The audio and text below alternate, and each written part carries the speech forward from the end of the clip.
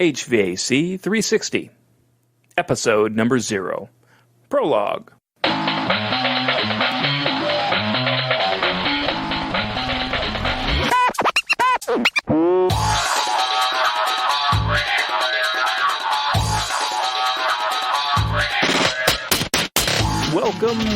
Welcome everyone to the premiere episode of HVAC 360. I'm your host, Matt Nelson, and on this episode, I want to cover the who, the what, the why of HVAC 360. Let's start with the who. Who am I?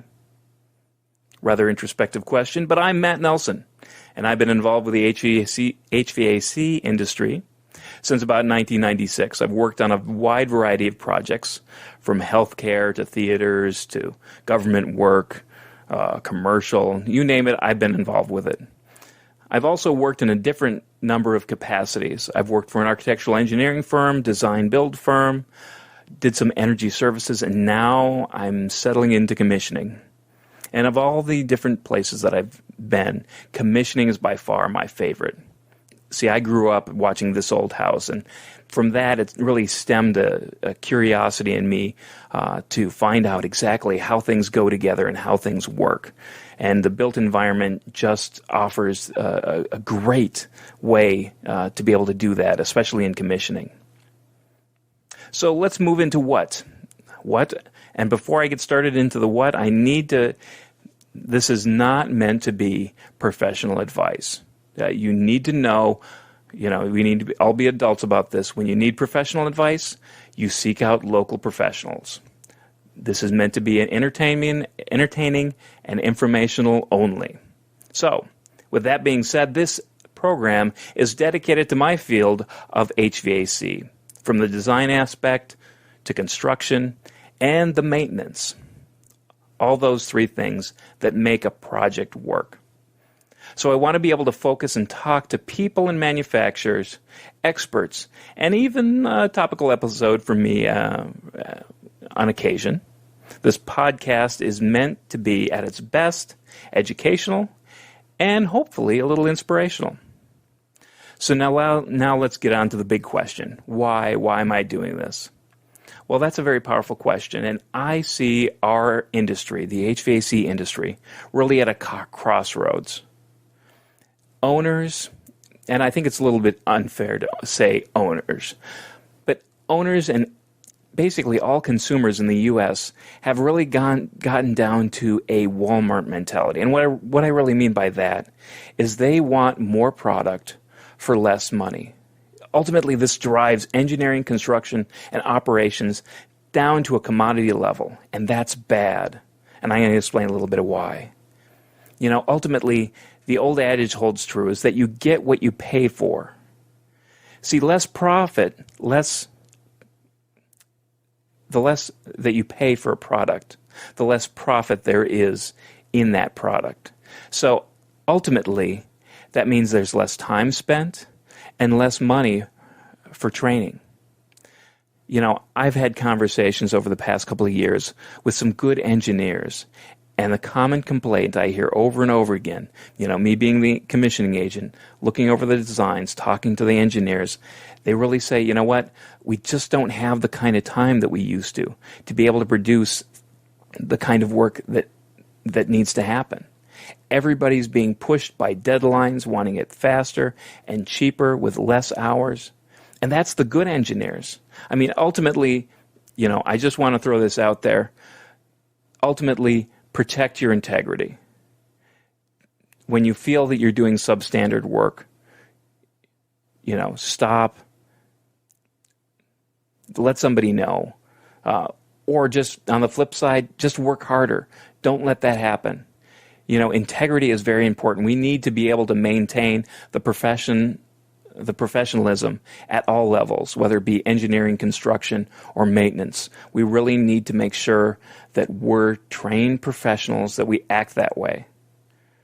That we just don't say, you know what, we're just a pencil pusher. That's all we can do. It's out of our hands. We need to take that power back. Another thing it does, like I mentioned, is training. So now we have more engineers, younger engineers, that have been exposed to less training. I mean, they just don't have the time to sit around and talk and be educated by the older engineers. It's few and far between. And, I know that's kind of a blanket statement. And some people, if you're one of those people who work for a company that has great training programs, thank your lucky stars, because that is the exception rather than the rule. A lot of them are kind of, just half-baked ideas, putting together as far as training goes, and some they just don't have the time or the money to spend. They just say, hey, do this way and go.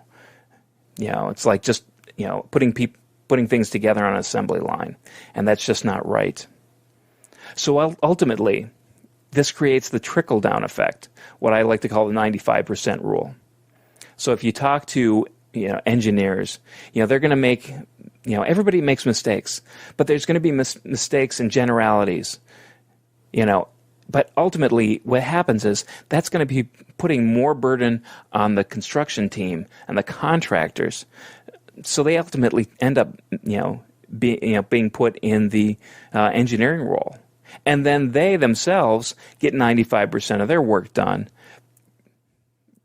So now what do you have? An owner that ends up being stuck with a building that's not quite complete.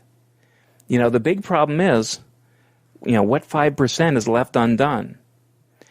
Is it a part that's not important? Is something that's critical? Is it something with your cooling system? What about your heating system? Or what about life safety? You never know which 5% is left undone. Ultimately, everybody has enough money on the construction side and even the engineering side to touch things and do things right once. But that's it. But ultimately, we know that construction and engineering design doesn't go that smooth. There's always changes. There's always last-minute items. So the perfect project never happens. So that's why we need to be able to, understand and get that education. Because I've looked in owners' eyes before, who have a broken building, and I'm elated when I can say, you know what, I can help you fix this building. And then it just breaks my heart when there's times when I'm called in too late to the game, and there's like, I'm sorry, there's nothing I can do. I could tell you what's wrong, but it would cost a lot of money to fix it. I hate that position. So, getting back to why a podcast? Well, ultimately, I believe that HVAC people deserve their own programming as well. You have a lot of programs that are specific to people's industries, and I think HVAC deserves their niche programming as well. Another reason is people learn differently. I know I certainly do. Some people learn by taking notes. Some people learn by reading. Some people learn by listening to audio. And some people are visual learners. They don't understand until they actually do. I'm a combination of visual and audio learner. I'm not so much the book learner, but, I obviously I can make it pass. Now, obviously, ultimately why I can do this podcast is because I can. So get off my back, okay? I can put it out there. I'm going to try to be as consistent as possible so that you can enjoy it and let me know, and hopefully we can improve it along the way. Now, seriously, one thing that I want to get back to is ultimately I want to give back to the HVAC industry, the industry that I love. I want to be able to maybe improve the HVAC field if possible. And, ultimately, I've had kids come up to me, young engineers, come up to me and say, you know what, how do I learn about HVAC? Looking from the outside in, what do you tell somebody who's just graduated with an engineering degree or somebody in construction and saying, you know what, how do I break into the field? I mean, nobody really, since they don't have any money for training, they don't really want to take anybody with no experience. So, without sending them back to college, I mean, that's a poor answer. They've already graduated. They see the industry, as a great industry. I mean, talk about job mobility. You can anywhere there's a building, you can be in HVAC. That is fantastic. And they see this, and it's like, without saying I'm back to college, the only other option is say, well, you know what? There's this course for $5,000 or $1,000. That's maybe like a 5-day course that you could probably take. But even that, they really need the experience. So hopefully, what I've done is, in conjunction with this podcast, I've posted some blog posts, and I'll put some information over at my blog at buildingx.co. That's buildingx.co. And I hope to be able to shed some light onto HVAC in addition to this podcast and talking to people. So to wrap up here, I want to say that there's 3 easy ways to consume this content. One, I posted it over on iTunes, and if you've actually are listening to it on iTunes, congratulations and thanks a lot. If you want to leave me some feedback, you'd be the greatest. Second way is online. I have a little media player that I've installed on buildingx.co. Or you can just go to the buildingx.co blog and right-click on the little link there, and you can save it to your desktop and listen to it whenever you want. Also, if you know a friend that would benefit or be interested in this kind of information, please pass it along. Let them know. Drop them a note. Tell them how he can actually get a hold of it, and I'd greatly appreciate that. So for any feedback or comments or show suggestions, you can always give me send me an email. The email is matt@buildingx.co, or you can follow me on Twitter @buildingx.